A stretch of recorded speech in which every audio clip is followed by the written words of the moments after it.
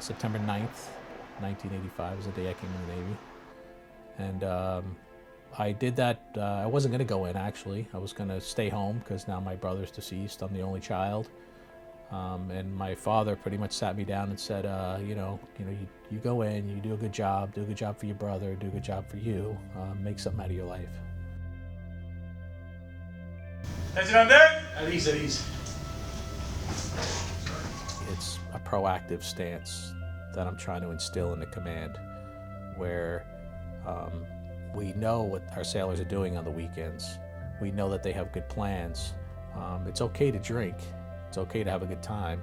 It's not okay to drink and then get behind the wheel of a car. You have to think about the consequences. Growing up on Long Island, cutting out of school and hanging out with the wrong people, and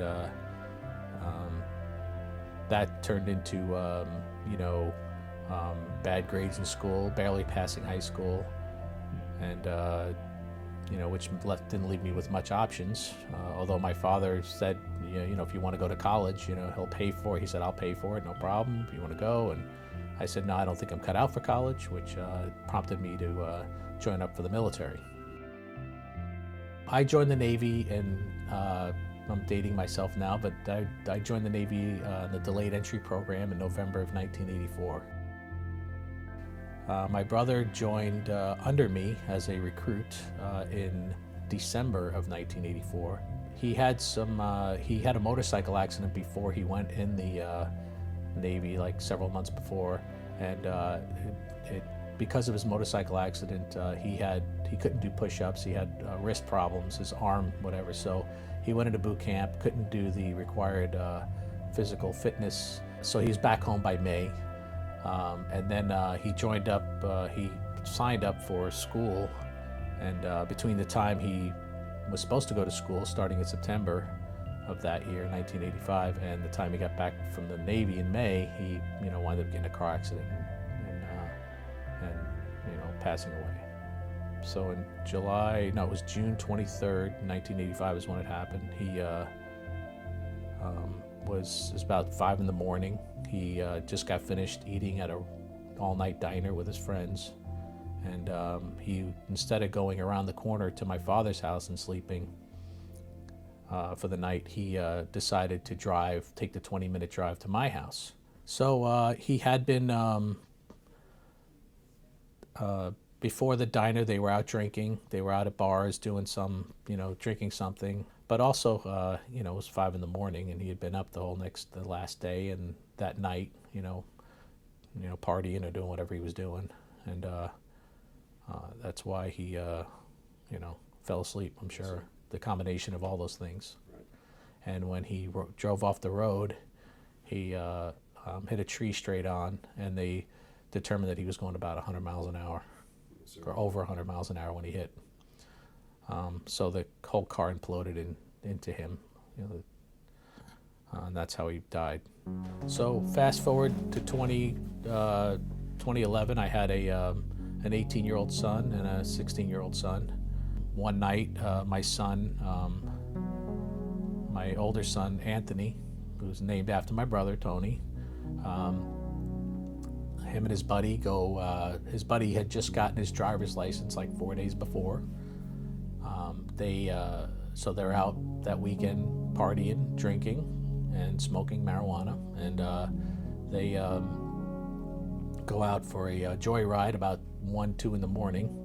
Somehow my son was driving the car, and he could not compensate a turn, and took it too fast, and he winded up driving off the road and hitting a telephone pole, sideways somehow, and the car burst into flames and both bodies burned. So now I have to live in a life of every little thing that happens around me reminds me of my brother or my son. Simple things like if AC/DC plays on the radio, that reminds me of my son, and it's not a good thing. I have to change the radio station. If I hear the Rolling Stones, it makes me think of my brother, who, that was his thing back then. when somebody in your family passes away, it affects the whole family for the rest of their lives. And people who haven't experienced loss don't know how deep the effect goes. So it's,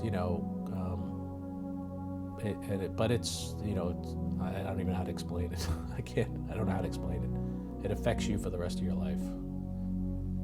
There's not a day that goes by that I don't think about my son or my brother. Keeps me going. Well, I think about the conversation I had with my father back in 1985, and he says, you do this for your brother. You do this, you do this for the family, but you also do it for yourself. That's what drives me. That's what's always driven me. I always feel I don't do enough for my brother or my son. Like I can do more. I can be a better person. So therefore, I keep striving to be better and better. It's a hard subject to talk about. So I'm not looking for anybody to feel sorry for me. I've had unexpected deaths in my family. We deal with it on a daily basis, but I would like people to take these stories and realize that when somebody passes in your family, it affects, it resonates with the people living. It affects them for the rest of their lives. And if you don't care about yourself, at least try to care about the people around you, and take care of the people around you by taking care of yourself.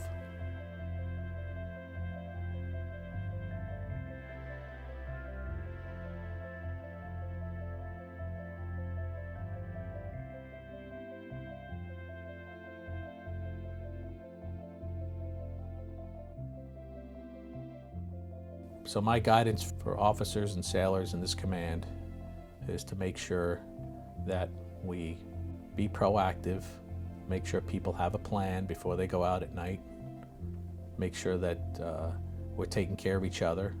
We know what our sailors are doing on the weekends. We know that they have good plans. We know that they're responsible enough to take a cab instead of getting behind the wheel of a car.